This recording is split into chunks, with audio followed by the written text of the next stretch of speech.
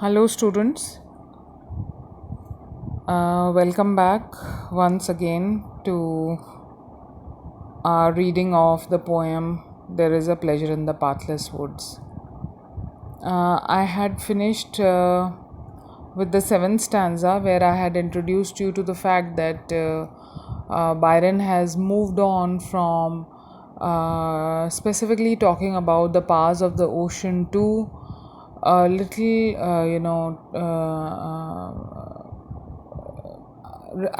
referring to his past, referring to his childhood, and referring to his experiences while he played on the waves of the ocean or the sea, and how happy and joyful he felt when he indulged in the only sport that he was able to indulge in, that is swimming.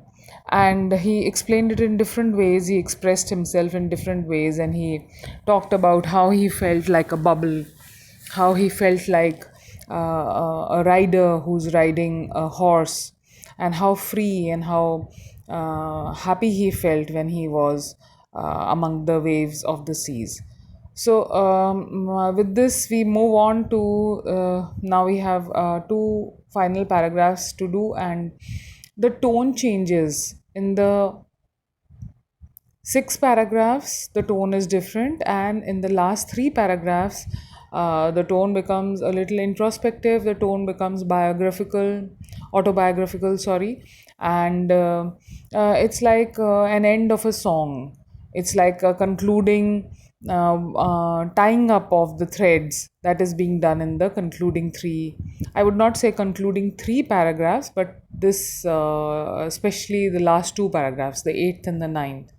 So I shall be doing the eighth paragraph now, and which is again a very gentle, a very soft kind of emotions coming forth, and the poet talks about his capacity as a writer, about his inspiration as a poet, and how it is coming to an end now, and how his song is coming to an end now.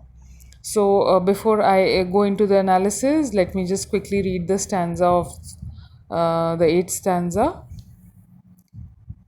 My task is done. My song hath ceased. My theme has died into an echo. It is fit the spell should break of this protracted dream. The torch shall be extinguished which hath lit my midnight lamp. And what is writ is writ. Would it were worthier, but I am not now that which I have been, and my visions flit less palpably before me, and the glow which in my spirit dwelt is fluttering, faint, and low. So you can see that the words that have been used here are the sounds are more gentle. The rhyme scheme here again, rhyme scheme of course is the same, but the way the words have been juxtaposed together, the way the idea is being conveyed of how now the flame is tapering off. You can say the flame of inspiration, or the flame of ideas are now tapering off. His inspiration is now dwindling, it is coming to an end. uh, on your screens you can see I have again written the word meanings of the difficult words, and there are again, just like in the seventh paragraph, there are not many, so I'll just go explain them while I analyze the poem. So here you can see that finally his work is done, his song is coming to an end, and he says my task is done. uh, Task, he, it is like kind of work for him. No doubt this work gives him pleasure, but it is work nonetheless. And he says that my task, his task was to talk about the ocean. His task was to talk about the pleasure that he derived while he moved on to the pathless woods, while he moved on to those paths which are not frequented by commonly by man, commonly by people, which is not crowded. So this is the experience, this was his task, this was his work, to describe that experience and share it with his readers. So now he says, my task, my work is done, my song has ceased. Now, this song, this poem is also known as a song, and it has ceased. Hath is again Old English. Hath means has. So he says, my song has ceased, and my theme has died into an echo. So his song, his theme is, of course, the central idea that he's trying to convey to us, that has now come to an end. It is now merely an echo. And the sound, the song, the music is slowly fading away. Now, this fading away, I don't know why this brings me to my mind. Wordsworth's Solitary Reaper, where when Wordsworth moves away from the Highland singer, that girl, when she's singing, finally Wordsworth cannot stay there for long, and he has to move away. And when he moves away, the song of the girl, slowly fades away, and it soon ceases to be audible. Okay, but the feeling, that experience that he had while he listened to the Highland girl singing that song, that experience lingers on. The echo of that song, the echo of that experience, Wordsworth carries in his heart and mind. So, something like this, the same idea is being conveyed here. Now, it's only an echo. Slowly, when the music comes to an end, the echo, the lilting, fading sound is still somewhere there in our minds. It is still there in our ears. We can hear that fading sound. So, the poet says that now, my song has now simply softly, it is fading into an echo. It is just not that loud. It is now tapering off, and it is fit, the spell should break of this protracted dream. Now he says it is the right time, because everything has a beginning and everything has an end. Whatever starts, it has to end, it has to come to an end. It cannot be limitless, it cannot be endless. So the same thing he says, that my song has now, it is time for it to come to an end. It has been a protracted dream. Protracted means very long, long drawn. And I think this poem has been pretty long, and we have been doing it for a few days now. So he says that this dream, this long prolonged dream, this song has to come to an end. It is the right time now. And he says that the spell should break. Look, like for example, when you are listening to music, or when you are listening to a beautiful song, or maybe you're listening to a song which is one of your favorites, it has a hold on you, it charms you, and it's almost as if you're spellbound and you listen to it, absolutely forgetting the whole world. You simply, for those few minutes when the song continues, you forget everything. It has a kind of spell over you, it has a magic, and you forget everything else. So he says, now this spell should come to an end, because everything has to end, and even my song, even my poem has to come to an end. And the spell that it has created, the magic that it has woven, that now should break. It is the time for it to end, the magic to break. The torch shall be extinguished which hath lit my midnight lamp. So he says, now the torch, what is torch is something, it's a flame, it is a light, it shows you things very clearly. It's kind of, here it's referring to the enlightenment that he experiences when he talks about his love for solitariness, his love for solitude. And he says, the torch of inspiration. Now, that is the exact meaning that he's trying to convey, that whatever had inspired him to write this poem, now is the time for it to come to an end. That inspiration is ending. Okay, there are certain moments which, you know or you can say, there are certain things that, come together in the right proportion at the right time, and the most beautiful things are produced, but again they have to end. So similarly, he says here that inspiration, that torch of inspiration, that light within him is now extinguishing. Now it is getting put off, it is now fading, it is, the light is becoming softer, and slowly the light will completely die. So he says, the torch shall be extinguished which had lit my midnight lamp. Now, midnight lamp, this is a very common expression usually when we are working hard or when we are preparing for our exams or when we are doing some task and we are very deep into it, then we continue doing it till we reach its end. And that's like when you're working very hard, it's a very common phrase that you are burning the midnight lamp. You have experienced it when you have to complete a task, or when you have to complete your homework, or when you have to complete your project work, or when you have to complete your lessons for the exam.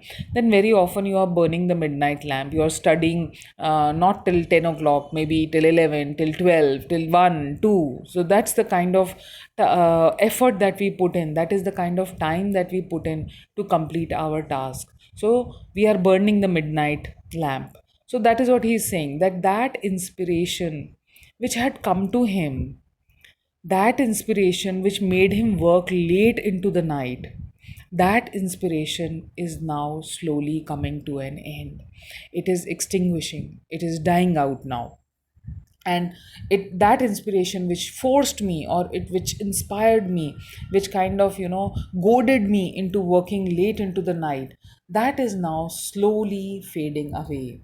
And what is writ now. What is like, till now I have been working, and whatever I penned, whatever I have written down is now full and final.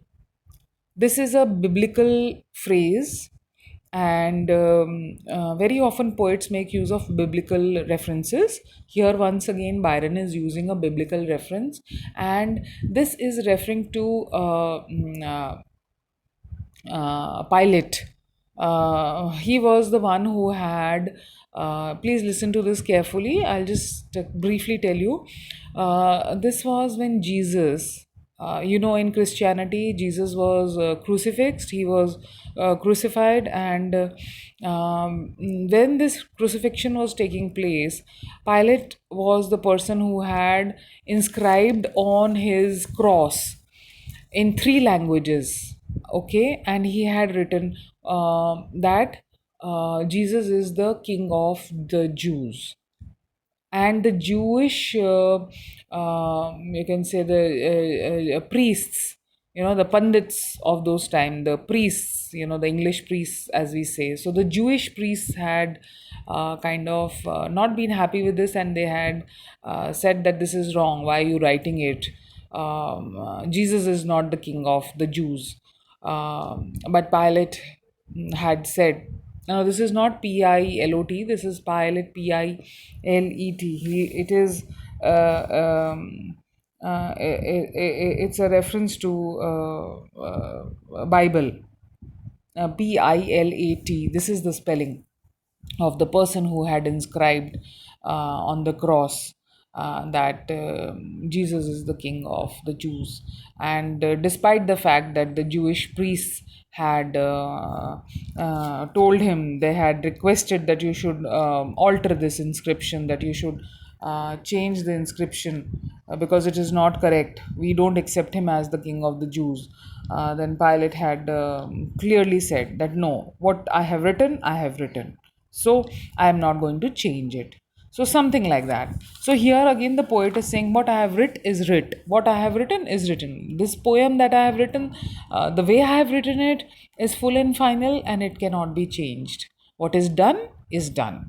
The poem is reaching an end, so it is reaching an end. And whatever I had wanted to write, whatever I had wanted to convey, whatever I felt, I have poured it into these lines, I have poured it into these verses, and now this is full and final. Now, no changes will be done to this. So, that is the meaning of this line. Then he says, would it be worthier? Would it be worthier? Would, now, would is kind of an expectation, or you can say a wish. The poet wishes that whatever he has written should have been far more beautiful. It should have been better than what it is now. Would, this is kind of a wish. He's wishing. He is like kind of hoping that, or you can say that he really wishes from the core of his heart that this poem was far better than what it is now. Whatever it is, whatever it seems to be, or whatever he's been able to write in this poem, he wishes that it should have been better than what has been able to do now. So he says, would it were worthier, that it was a greater poem than what it is now. He wishes that it had more value. He wishes that it had more philosophy, maybe, or more lilting, or more musical, or more, carrying more weight, carrying more meaning. And he wishes that it had far more value. Now, this is just a way of, kind of, the poet is being humble here. That is what you can interpret as, that he's being humble here, that is, this is the poem that I have written, and it could have been much better, it could have been much more beautiful, it could have been much more musical, and it could have been much more worthy of my readers, of my listeners, but this is the best that I could do. So he's being humble here, and he says, I wish it would have been worthier, but I am not now that which I had been. So he says, but now my age is, I'm becoming older, and maybe my capacity to write is fading, and I cannot do this task is done, and I cannot do better than this. And my capacity, my capability, it is now limited. And he says, I am not now that which I have been. So, in the past, maybe I was a better poet. I could string better verses. But now, my expertise or my capacities have become faded, and I cannot do a better job than this. And my visions flit. Visions is again reference to inspiration. Flit means to become, kind of something that does not stay at one place for long, to move from one place to another. Something that becomes, something that fades, something that becomes dim, something that becomes sketchy. I've written here sketchy, something that becomes sketchy, which is not, which lacks meat, which lacks filling up, which is not filled up enough. So he says that my visions have become sketchy. Visions, my inspiration, my imagination, my ideas, my thoughts, they have all become, they have become weak now. They have become dim. They are slowly fading away, and therefore I cannot do a better job than what I have done here. Then he says, less palpably before me. Palpably again means substantial, something that is richer, something that has lot of matter in it. So he says, less palpably before me, and the glow which in my spirit dwelt is fluttering, faint, and low. So you see the lilting quality even when he's talking about something, something that is fading, something that is diminishing, something that is dimming, something that is losing its brightness. The words that he is using again are very musical. They lend a lot of poetry, they lend a lot of music to this last line, to this last verse. And he says that my visions have become less clear, and they have become less, my ideas have become less substantial. They are not as rich as they were earlier. And he says, the glow which in my spirit dwell. Now, this glow is again reference to the earlier word that he used was torch. Okay, he says that glow, that inspiration, those ideas that I had earlier, now they are simply fading away. Now I don't have as rich ideas as I used to have earlier. So that glow, that flame is being extinguished, it is diminishing, it is reducing, and finally it is going to fade away completely. And he says that inspiration that used to dwell in my heart, that spirit of, writing poetry, that spirit which fulfilled every corner with nice ideas, with beautiful ideas, are simply now fading away. They are fluttering. Look at the play upon the word f, the fur sound, fur. So fluttering, faint, it's now slowly moving away, it's fluttering, it's diminishing, and it is becoming faint. Faint means to become lighter, to fade away, to finish, slowly to come to an end. So, fluttering, faint, and low. Low is again, it's a repetition of the same idea.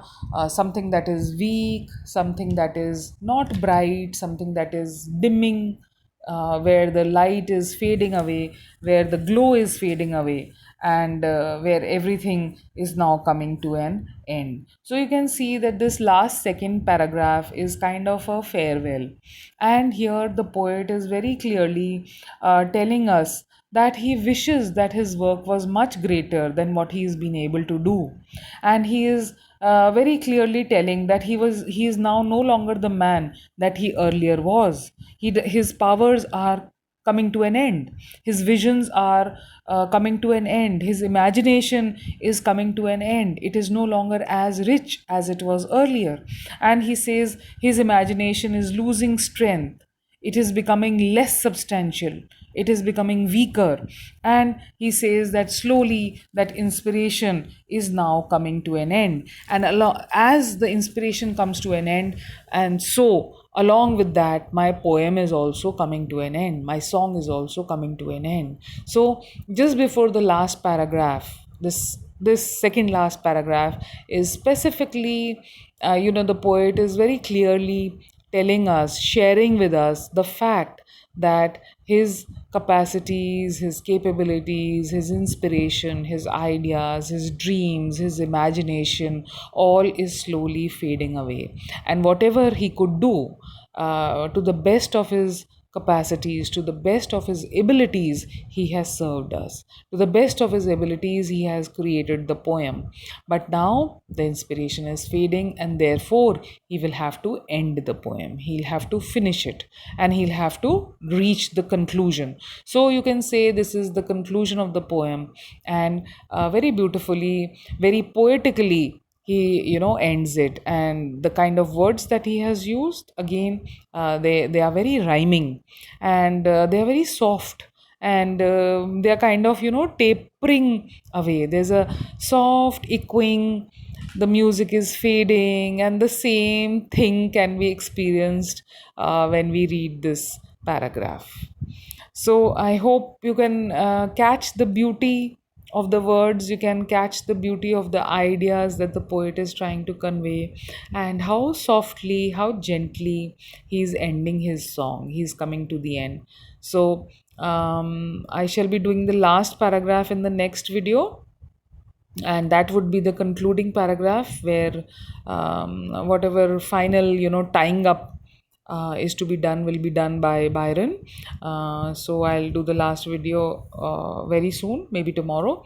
Once again, thank you very much for your patience. I hope things are clear. I hope the poem is clear. I have done it as in a detailed manner as I could. If there are any concepts or any ideas that are not clear, you can get in touch with me.